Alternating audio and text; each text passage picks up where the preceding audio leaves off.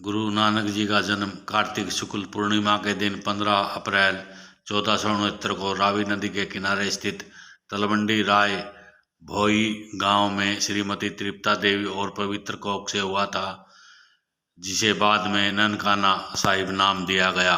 महान विचार वाले गुरु नानक देव जी ने ऊंच नीच और जात पात का भेदभाव खत्म करने के लिए सबसे पहले गुरुद्वारों में लंगर की परंपरा चलाई, ताकि सभी लोग एक पंक्ति में बैठकर भोजन ग्रहण कर सकें। नानक अपने व्यक्तित्व में दार्शनिक, योगी, गृहस्थ, धर्म सुधारक, समाज सुधारक, कवि, देशभक्त और विश्व बंधु सभी के गुण समेटे हुए थे। गुरुद्वारा कंध साहिब, बटाला, गुरदासपुर।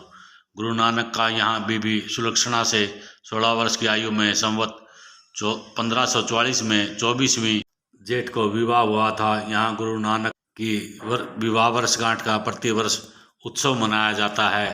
गुरुद्वारा हाट साहिब, सुल्तानपुर लोधी, कपूरथला। गुरु नानक ने बहनोई जयराम के माध्यम से सुल्तानपुर के नवाब के यहाँ शाही भंडार के देखरेख के लिए नौकरी प्रारंभ की। वे यहाँ मोदी बना दिए गए। नवाब युवा नानक से काफ़ी प्रभावित थे। यहीं से नानक को 13 शब्द के माध्यम से अपनी मंजिल का आभास हुआ था। गुरुद्वारा गुरु का बाग, सुल्तानपुर लोधी, कपूरथला, यह गुरु नानक देव जी का घर था। यहाँ उन्होंने 2 बेटों बाबा श्रीचंद और बाबा लक्ष्मीदास का जन्म हुआ था। गुरुद्वारा कोठी साहिब, सुल्तानपुर लोधी, कपूरथला। नवाब दौलत खान लोधी ने हिसाब किताब में गड़बड़ी की आशंका में नानक देव जी को जेल भेज दिया, लेकिन जब नवाब को अपनी गलती का पता चला तो उन्होंने नानक देव जी को छोड़कर माफ़ी ही नहीं मांगी, बल्कि प्रधानमंत्री बनाने का प्रस्ताव भी रखा, लेकिन गुरु जी नानक ने उस प्रस्ताव को ठुकरा दिया। गुरुद्वारा बेर साहिब, सुल्तानपुर लोधी, कपूरथला। जब एक बार गुरु नानक अपने सखा मर्दाना के साथ वह नदी के किनारे बैठे थे तो अचानक उन्होंने नदी में डुबकी लगा दी और 3 दिनों तक लापता हो गए, जहाँ पर कि उन्होंने ईश्वर से साक्षात्कार किया। सभी लोग उन्हें डूबा हुआ समझ रहे थे, लेकिन वे वापस लौटे और उन्होंने कहा, एक ओंकार सत्य नाम। गुरु नानक ने वहाँ एक बेर का बीज रोप बोया, जो आज बहुत बड़ा वृक्ष बन चुका है। गुरुद्वारा अचल साहिब, गुरदासपुर। अपनी यात्राओं के दौरान नानक देव यहाँ रुके और नागपंथी योगियों के प्रमुख योगी भांगर नाथ के साथ उनका धार्मिक वाद विवाद यहाँ पर हुआ। योगी सभी प्रकार से परास्त होने के पर जादुई प्रदर्शन करने लगे। नानक देव जी ने उन्हें ईश्वर तक प्रेम के माध्यम से पूछा जा सकता है, ऐसा बताया। गुरुद्वारा डेरा बाबा नानक, गुरदासपुर। जीवन भर धार्मिक यात्राओं से माध्यम से बहुत से लोगों को सिख धर्म का अनुयायी बनाने के बाद नानक देव जी रावी नदी के किनारे अपने फार्म पर अपना डेरा जमाया। 70 वर्ष की साधना के पश्चात सन 1539 में परम ज्योति में विलीन हो गए। गुरु नानक जी ने अपनी पहली तीर्थ यात्रा उदासी 1507 ईस्वी में शुरू की और करीब 8 साल तक 1515 तक उन्होंने अपनी यह यात्रा पूरी की। इस यात्रा में उन्होंने प्रयाग, नर्मदा तट, हरिद्वार, काशी, गया, पटना, असम, जगन्नाथपुरी, अयोध्या, कुरुक्षेत्र, रामेश्वर, पानीपत, बीकानेर, द्वारिका, सोमनाथ, पुष्कर तीर्थ, दिल्ली, लाहौर, मुल्तान आदि स्थानों की तीर्थ यात्रा की। इन जगहों पर जाकर उन्होंने अपने महान शिक्षाओं और उपदेशों के माध्यम से कई लोगों का हृदय परिवर्तन किया और लोगों को सही मार्ग पर चलने की सलाह दी। सिख धर्म के प्रवर्तक गुरु नानक जी अपनी दूसरी यात्रा के माध्यम से भी लोगों को सही तरीके से जीवन जीने का पाठ पढ़ाया। यह यात्रा उन्होंने 1517 ईस्वी से शुरू की और करीब एक साल के दौरान उन्होंने सियालकोट, एमनाबाद, सुमेर पर्वत आदि स्थानों पर की। सिख धर्म के संस्थापक गुरुदेव नानक जी की अपनी तीसरी यात्रा के दौरान काबुल, साधुवेला, सिंधु, बगदाद, बलख, बुखारा, मक्का, मदीना, रियासत बहावलपुर, कंधार आदि स्थानों की यात्रा की। उनकी यात्रा 1518 से 1521 तक करीब 3 साल तक रही। सतगुरु नानक देव जी ने अपने आध्यात्मिक ज्ञान और महान विचारों से अपने अनुयायियों को मोक्ष प्राप्ति एवं सुखमय जीवन जीने के लिए कई उपदेश व शिक्षाएं दी, जिनमें से कुछ नीचे लिखे गए हैं। कण कण में ईश्वर की मौजूदगी है, ईश्वर एक है, हमेशा एक ही ईश्वर की आराधना करनी चाहिए। सच्चे मन से ईश्वर की भक्ति करने वालों को कभी किसी का डर नहीं रहता। सच्चाई, ईमानदारी से और कठोर परिश्रम से करके ही धन कमाना चाहिए। हमेशा खुश रहना चाहिए एवं भगवान से सदैव ही अपने लिए क्षमा मांगनी चाहिए।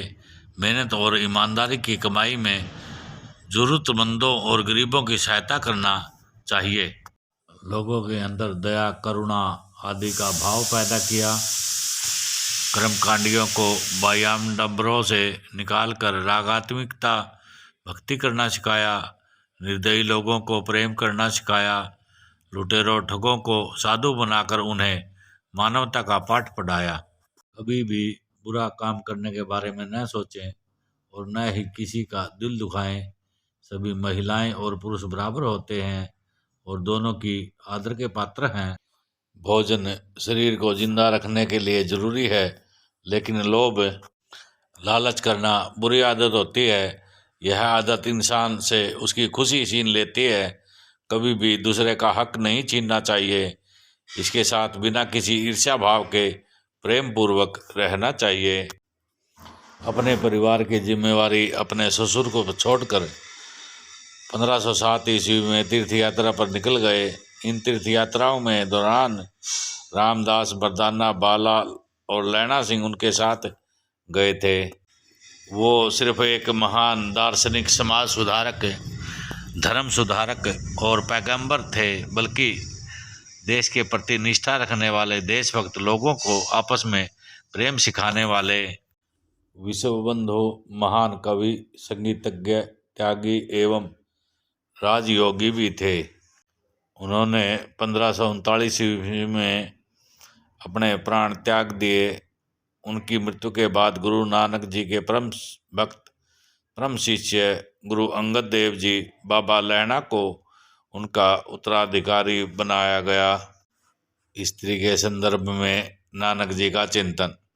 भारतीय समाज में स्त्रियों को सदियों से अपमानित किया गया, हीन भावना से देखा गया और भोग की वस्तु समझा गया है। अधिकांश भारतीय संतों में भी नारी की निंदा की है और उसको परमार्थ विरोधी नरक का प्रवेश द्वार बताया है। मध्यकाल के घोर स्त्री निंदक युग में गुरु नानक जी उनके महत्व को समझाते हुए कहते हैं, सो क्यों मंदा आखिए जिसे जम्मे राजन। उस नारी का बुरा किस तरह कहा जा सकता है जिसने बड़े बड़े राजाओं, महापुरुषों, महान संतों को जन्म दिया है। नानक की माने तो किसी राष्ट्र के विकास में पुरुषों का जितना योगदान है उतना ही योगदान स्त्रियों का भी रहा है। जो सम्मान नानक देव ने स्त्री को दिया वो शायद ही किसी ने दिया है। नानक जंत उपाय के संभालई सब नाह, जिन करते करना किया चिंता भी करनी तार। जब हम एक पिता, एक कस के एक वारिक बन जाते हैं तो पिताजी की निगाह में जात पात का सवाल ही नहीं पैदा होता। नानक नीचा अंदर नीच जात नीची हूँ अति नीच, नानक तिनके संगी साथ वडिया सिउ किया रीस। समाज में समानता का नारा देने के लिए नानक देव ने कहा, ईश्वर हमारा पिता है और हम सब उसके बच्चे, और पिता की निगाह में कोई भी बड़ा छोटा नहीं रहता। कहा जाता है कि गुरु नानक देव जब 11 साल के थे तो उन्हें जनेऊ पहनाने को कहा गया। उस समय उस उम्र के सारे हिंदू लड़के पवित्र जनेऊ पहनना शुरू कर देते थे, लेकिन गुरु नानक ने जनेऊ पहनने से इनकार कर दिया। गुरु नानक ने बिना संन्यास धारण किए अध्यात्म की राह को चुना था। उनका मानना था कि अध्यात्म की राह पर चलने के लिए व्यक्ति को सन्यासी बनने और अपने कर्तव्यों को अधूरा छोड़ने की जरूरत नहीं है। सिख धर्म में नानक देव जी ने लंगर की शुरुआत की। युवावस्था की दलीज पर खड़े बेटे नानक को एक दिन पिता कल्याण दास जी ने 20 रुपये देकर व्यापार करने के लिए भेजा। रास्ते में बेटे को कुछ भूखे साधु मिले। तब क्या था, बेटा उन साधुओं को नज़दीक के गांव में ले गया और पिताजी के दिए 20 रुपये से भरपेट खाना खिलाया। तब गुरु नानक देव जी द्वारा खर्च किए गए 20 रुपये से लंगर की ऐसी रीति की शुरुआत हुई जो आज तक चल रही है। मक्का में गुरुजी की यात्रा से जुड़ा एक रोचक प्रसंग मिलता है। जब वे मक्का गए तो पवित्र स्थान की ओर पैर करके सो गए। इससे कुछ लोग नाराज हो गए। गुरुजी ने उनसे कहा, आप मेरे पैर को उस दिशा में कर दें जो पवित्र न हो। कहते हैं उनके पांव दूसरी ओर किए तो पूरा मक्का उधर घूम गया। यह देखकर सभी हैरान रह गए। 22 सितंबर 1539 को गुरु नानक देव जी देह त्याग कर चुके थे। निधन के बाद करतारपुर में उनके निवास पर एक विवाद पैदा हो गया। हिंदू शिष्य उनका दाह संस्कार करना चाहते थे और मुस्लिम अनुयायी उन्हें मुस्लिम रीति से दफनाना चाहते थे। ऐसा कहा जाता है कि जब निधन के कुछ देर बाद उनकी चादर हटाई गई तो वहाँ गुरुजी का शरीर था ही नहीं, बल्कि वहाँ कुछ फूल पड़े थे। तब हिंदू और मुस्लिम दोनों ने आधे आधे फूल बांट लिए और उनका अपने अपने तरीके से अंतिम संस्कार कर दिया। अपनी 5वीं उदासी के दौरान ही गुरुजी नानक करतारपुर में ही रहने लगे थे। जिस स्थान पर गुरु नानक जी ने गरीबों को भोजन करवाया था, उस स्थान पर गुरुद्वारे की स्थापना की गई और उसका नाम सच्चा सौदा रखा गया है, जो कि आज फारुखाबाद पाकिस्तान में स्थित है। गुरु नानक जी के हाथ के छाप वाली चट्टान के बारे में एक पौराणिक कथा में बताया गया कि भाई मर्दाना की गुरु नानक जी ने शाह वाली कंधारी के पास पानी के लिए 3 बार भेजा था, लेकिन पानी पिलाकर भाई मर्दाना की प्यास बुझाना तो दूर, उस कंधारी ने उनके साथ अभद्र व्यवहार किया। भाई मर्दाना को प्यास बुझाने के गुरु नानक जी ने ईश्वर का नाम लेते हुए वहीं एक चट्टान को हटाया जहां से पानी का फव्वारा निकला और भाई मर्दाना ने वहां का पानी पीकर अपनी प्यास बुझाई। वहीं दूसरी ओर कंधारी का पानी का फव्वारा सूख गया। इसे क्रोधित होकर कंधारी ने पहाड़ की एक चट्टान को गुरु नानक जी की ओर फेंका तो गुरु नानक जी ने उसे अपने हाथों से रोका और इस चट्टान पर उनके हाथों के निशान रह गया। कंधारी द्वारा फेंकी गई जिस चट्टान पर गुरु नानक ने अपने हाथ की छाप छोड़ी थी, उस जगह पंजा साहिब के नाम से जाना जाता है। सिख समुदाय के लिए यह सबसे पवित्र स्थान है। यह स्थान पंजाब पाकिस्तान में स्थित है। एक बार गुरु नानक देव जी अपने शिष्य मर्दाना के साथ कंगनवाल पहुँचे। वहाँ के लोग किसी का सम्मान नहीं करते थे। उन्होंने वहाँ देखा कि लोग दूसरों को परेशान कर रहे हैं।